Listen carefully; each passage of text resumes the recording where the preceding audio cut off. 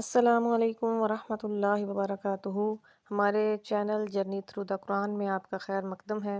آج چوتھا روزہ ہے، اسی کی مناسبت سے پارہ نمبر 4 کا خلاصہ پیش خدمت ہے۔ چوتھا پارہ لن تنالو، اس پارے میں 2 حصے ہیں۔ بقیہ سورہ آل عمران، نمبر 2 ابتدائے سورہ نساء۔ سورہ آل عمران کے بقیہ حصے میں 5 باتیں مذکور ہیں۔ خانہ کعبہ کے فضائل، نمبر 2 باہمی جوڑ، نمبر 3 امر بالمعروف اور نہی عن المنکر، نمبر 4 3 غزوے، نمبر 5 کامیابی کے 4 اصول۔ نمبر 1 خانہ کعبہ کے فضائل۔ یہ سب سے پہلی عبادت گاہ ہے اور اس میں واضح نشانیاں ہیں، جیسے مقام ابراہیم۔ جو حرم میں داخل ہو جائے اسے امن حاصل ہو جاتا ہے۔ باہمی جوڑ، اللہ تعالیٰ کی رسی کو مضبوطی سے تھامے رکھو۔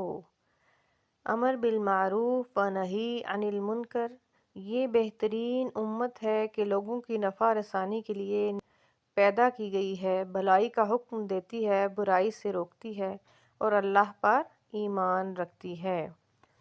3 غزوات کا ذکر ملتا ہے: غزوہ بدر، غزوہ احد اور غزوہ حمراء الاسد۔ کامیابی کے 4 اصول بیان کیے گئے: صبر، مثابرہ، مرابطہ اور تقوی۔ دوسرا حصہ جو کہ سورۃ نساء کا ابتدائی حصہ ہے، اس بارے میں 4 باتیں مذکور ہیں۔